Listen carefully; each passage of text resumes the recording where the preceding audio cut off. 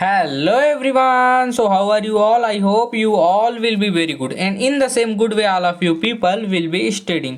तो आज का ये वीडियो बहुत खास होने वाला है क्योंकि आज के इस वीडियो में मैं आपके लिए लेकर आ चुका हूँ। यहाँ पे आप देख सकते हैं BA first year, second year और थर्ड ईयर तीनों के लिए टर्म एंड एग्जामिनेशन यहाँ पे 2024 का environmental studies and human rights का यहाँ पे मैं क्वेश्चन पेपर आप लोगों के लिए लेकर आ चुका हूँ। तो चलिए शुरू करते हैं और आप लोग इसकी तैयारी बहुत अच्छे से करेंगे, ठीक है।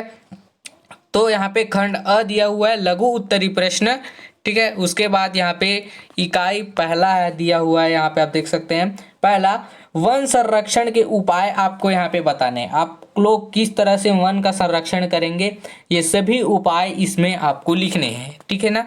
उसके बाद यहाँ पे अथवा में दिया हुआ है उसी के वन पारिस्थितिकी की व्याख्या कीजिए। वन पारिस्थितिकी क्या है उसकी व्याख्या आपको यहाँ पे करनी है, ठीक है।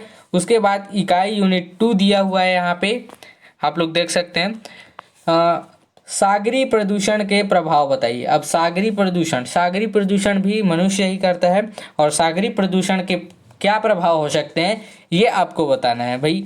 आप लोग ने the Pacific of garbage patch के बारे में सुना होगा, ये भारत से 4 गुना बड़ा है, आपको पता है। और इसमें से प्लास्टिक का कचरा सबसे ज़्यादा है, ये भारत से 4 गुना बड़ा है, ठीक है।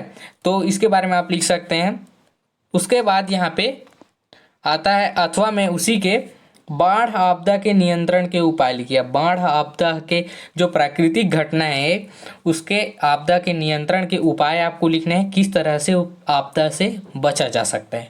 उसके बाद इकाई तीसरा, यहाँ पे आप देख सकते हैं इकाई तीसरा से आने वाला क्वेश्चन तीसरा, नाभिकीय आपदाओं को बताइए। नाभिकीय आपदाओं क्या है ये आपको बताने हैं, न्यूक्लियर हैजार्ड, तो यहाँ पे उसको आपको बताने हैं।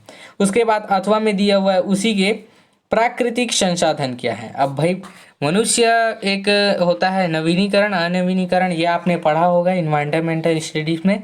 उसके बाद यहाँ पे दिया हुआ है प्राकृतिक संसाधन क्या है। तो प्राकृतिक संसाधन आप लोग जानते होंगे कि प्रकृति में जितने भी चीज़ों का मनुष्य उपयोग करता है वो सभी प्राकृतिक संसाधन है, ठीक है ना। उसके बाद इकाई चौथा दिया हुआ है यहाँ पे चौथा, आहार श्रृंखला क्या है। अब ये आहार श्रृंखला क्या है ये आपको बताना है। आप लोगों ने यहाँ पे खाद्य श्रृंखला के बारे में सुना होगा, वही आहार श्रृंखला है जो एक क्रम विनिमय यहाँ से चलता है, ठीक है। तो क्रम से चलता है उसके बारे में आपको बताना है। उसके बाद यहाँ पे अथवा में दिया हुआ है उसी के भारत में खाद्य समस्या पर टिप्पणी लिखिए।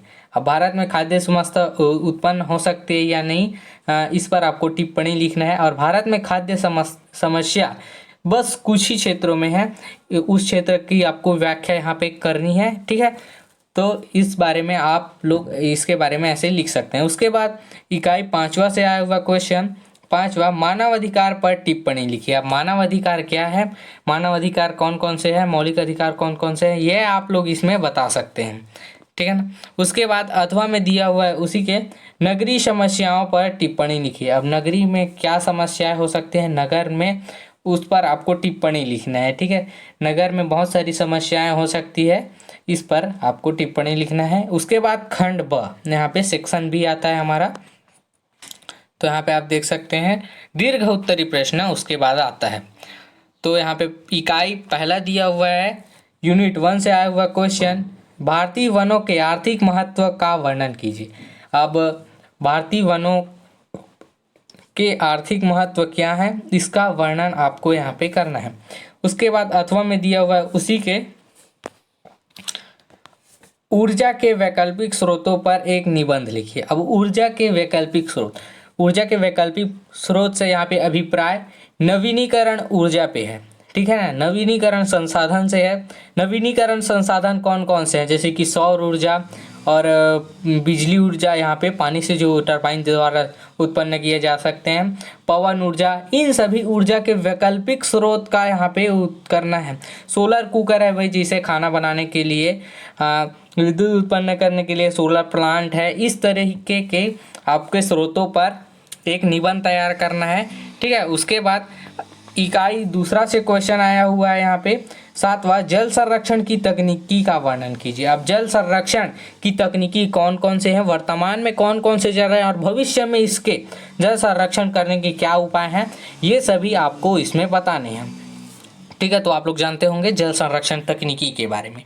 उसके बाद यहाँ पे और में दिया हुआ है उसी के, जल प्रदूषण के स्रोतों का वर्णन कीजिए। अब जल प्रदूषण के स्रोत कौन कौन से हैं भाई, वहाँ पे आपको मैंने बता दिया था द फूड गार्बेज पैच के बारे में, उसके बारे में इधर आप लोग थोड़ा सा बहुत सोच कर समझ कर यहाँ से लिख सकते हैं।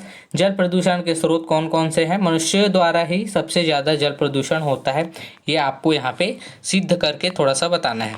उसके बाद इकाई तीसरा से आया हुआ क्वेश्चन हमारा 8वां, खनिज संसाधन क्या है, इसके संरक्षण के उपाय लिखिए। भाई अब उत्खनन और खनन से ही हम ही लोग खनिज को निकाल रहे हैं, और खनिज संसाधन क्या है यहाँ पे आपको इसके संरक्षण के उपाय भी यहाँ पे आपको बताने हैं। ठीक है, अथवा में दिया हुआ है उसी के, नव्यकरणीय संसाधन क्या है, ये देखिए आ गया, नवीकरणीय संसाधन क्या है यहाँ पे आ गया, इसको आपको बताना, जैसे कि पवन ऊर्जा, सौर ऊर्जा और यहाँ पे बिजली जो बांधों से पैदा की जाती है वो सभी नवीकरण ऊर्जा है।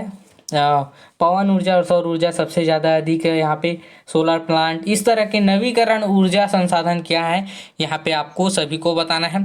इकाई चौथा दिया हुआ है यहाँ पे आया हुआ क्वेश्चन 9वां, मृदा संरक्षण के उपाय पर प्रकाश डालिए। भाई थोड़ा सारा क्वेश्चन आया इसमें, मृदा संरक्षण के उपाय क्या है, मिट्टी के संरक्षण, मृदा मतलब एक मिट्टी, ह्यूमस यही है, संरक्षण के उपाय पर आपको प्रकाश डालना है। लंबी चौड़ी एक संक्षिप्त वर्णन यहाँ पे आपको करना है, थोड़ा गहन अध्ययन करना है इसके बारे में।